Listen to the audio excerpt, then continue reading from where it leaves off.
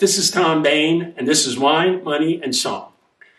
Please press the like button and please subscribe if you enjoy the content, and let other people know who are interested in wine. Vintage dates. Why are they important for wine? Are they really important for wine? Yes and no. This channel, I'm trying to give you an insider's view in the wine business. So I'm going to bring up a few instances of really what really goes on with vintages and why they're important and why they're not important. So let me define what vintage wines mean. And it's very simple. That means the crop from that year that's harvested goes into that particular wine. Let's say it's 2022, all the grapes were grown in 2022 and it's vintage dated, that wine. Now there are wines that are non-vintage, which means they're a combination of other vintages, which I will just go into that. But understand, vintage dating is that year's harvest that goes into the wine. So when is a vintage, why is a vintage excellent or poor? Obviously it's weather.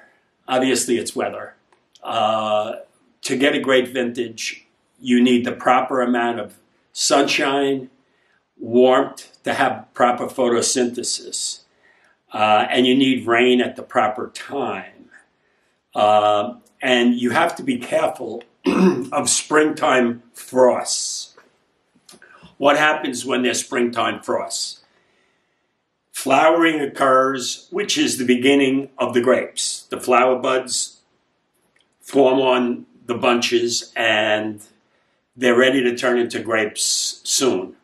But all of a sudden, a cold killing frost happens and you can lose 50, 60, sometimes 70% of your total harvest. Now, spring frosts affect quantity, not necessarily quality. Because when you lose that amount of grapes in the beginning of the year, it's in the formative stage. So the flowers that are left to become grapes are much more concentrated and much more richer in flavor.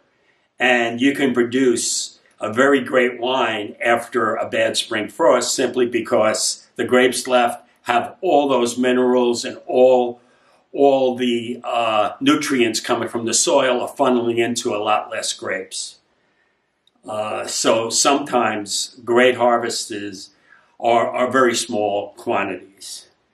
And rain is very important, especially near the end of the harvest, so that the grapes can plump up and not get raisined, and you can produce an ample amount of volume. And what you don't want is rain at harvest, where you can get rot, you can get diseases, you can get mildew, and it could ruin the vintage. So when is a vintage not important? Now that seems kind of contra to what we always think. You have to buy a great vintage or else don't buy it. Not true. 95% of all the wines produced are wines that should be drunk right out of the chute. Large commercial producers produce wines to be very consistent year in and year out, and the fresher the better. You go into your supermarket and you buy wine, 95% of those wines are not made for aging.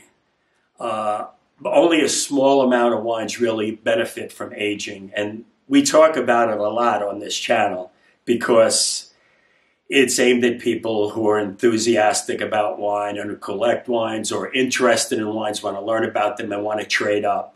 But most of the wines, 95% of the wines produced by big wineries, and sometimes hundreds of thousands, millions of cases of wine. And what they do is they formulate the wines to taste a certain way each year. And when a person goes back to the store, back to the supermarket, they know what they're buying. It's going to taste like it did the last time. So Buyer beware, always buy the freshest and youngest in commercial wines. And people like to say that they formulate these wines, but winemaking, you have to give the customer what they want. And there are a bunch of producers, especially in California, who produce wines that are formulated and they make it taste a certain style because they know their customers expect that style.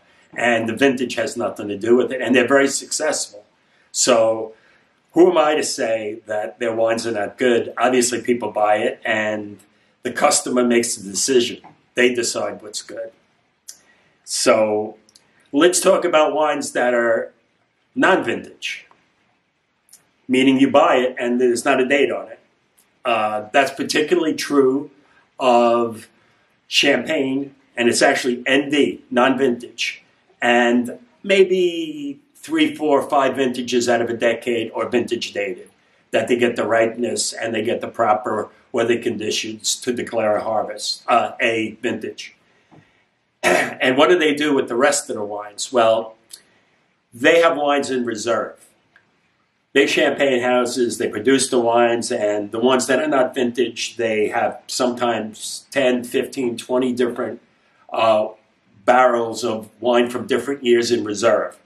And each year they blend those things together and they produce a non-vintage wine that they try to keep a certain style. A wine from Taittinger will be much different non-vintage than a wine from Krug. Krug will be very big, yeasty, and very, very rich, while Taittinger is more of an elegant, creamy Chardonnay-based wine, very different. But they try to produce that style that when people buy the non-vintage, they know what they're buying. Also, sherries and ports. A lot of those can be non-vintage. Now, ports, 3, 4 years out of 10, they have vintage ports, and it's dated that way. And it's generally the best wines they have from that year, and they make it. But the years that they don't declare vintages. They blend it together over the years, and they make a proprietary wine. And they do that with tawny port also. Older wines they blend together, but there's non-vintage. And it's a house style that they make. They try to make it taste the same each year that they blend all the years together. Now, sherry is very different. Sherry is a wine, it's called the Solera system, and it's very, very interesting. They pile barrels up, and they have all the barrels, and it's a pyramid. And they have hundreds of barrels. They're piled up on each other, and they fill the top barrels, and the other barrels are tied into the other barrels below. And they can have 100 different vintages. That's crazy.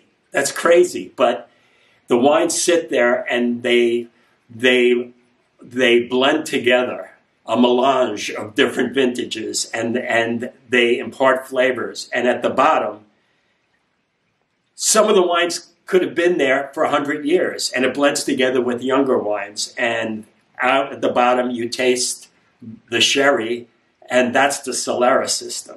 Very, very, very unusual. Now, when are vintage dates important? They're important, especially with investment-grade wines, meaning Bordeaux, Burgundy, Northern Rhone wines, Barolo, Barbaresco, Brunello, some of the better Shiraz from Australia. They're very important. And when the wine comes from a great harvest, the prices go way up because the demand is great. Everyone's chasing after these wines. So it makes the prices skyrocket. Now, you'll see the prices. We're going to show the prices of Lafite Rothschild, and you're going to see the difference between the price of the 83 and the 82 Lafite Rothschild. You have to pay almost 500% more for 82 Lafite than you do for 83. And the difference, they're different wines. 82 is great. 83 is pretty damn good too. And to pay 500% more, that's a lot. But that's what you do with great vintages, drives the prices up. So great vintages, people force the prices up with demand.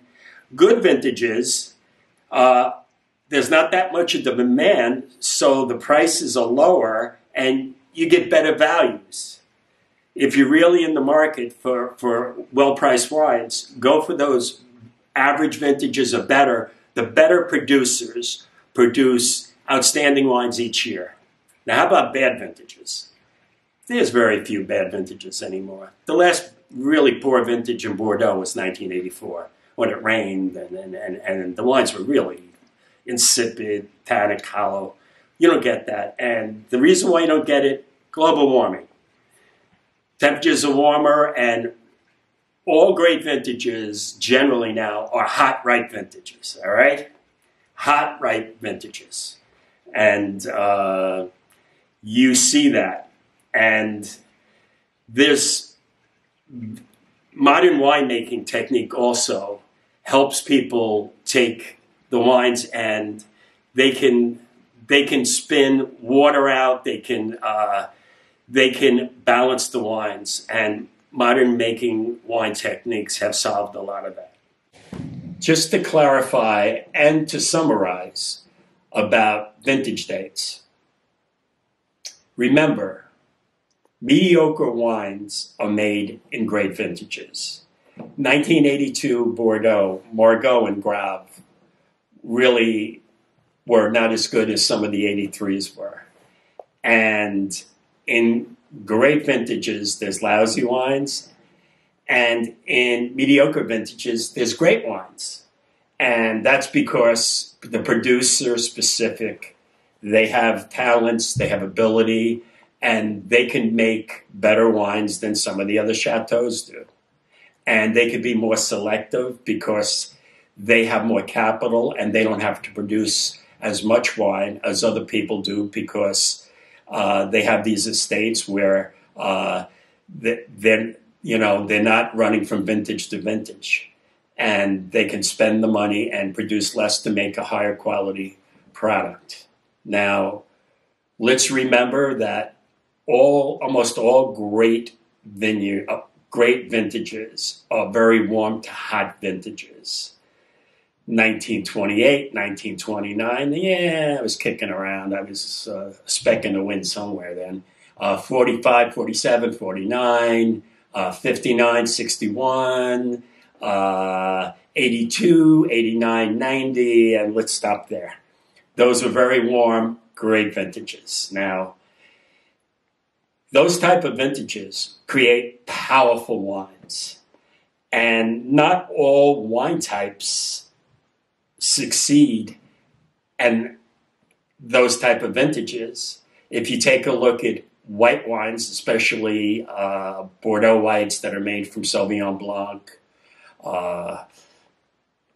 they need high acid years, and generally hot vintages are low acid years. So the year that it's great for red wines, it's not necessarily great for wines that need high acid content and that are very aromatic. They need cooler climates to produce textbook styles. And if you think about New Zealand Sauvignon Blanc, which is very popular, some of the winemakers there, when should the wine be drunk? The first day, they say, because it does not improve with age. And a lot of wines, rosés are that way generally. Acid levels need to be high. And great vintages, you think that all the wines are great. Not true. This is one instance where a rising tide does not lift all boats. So remember, only like less than 5% of the wines, the vintage date is important. But those are the collector's wines and the wines that are very rich and ripe styles of wine, and the classic varieties of Cabernet Merlot, Syrah. Those are the only ones where vintage means a lot, and it means a lot for price.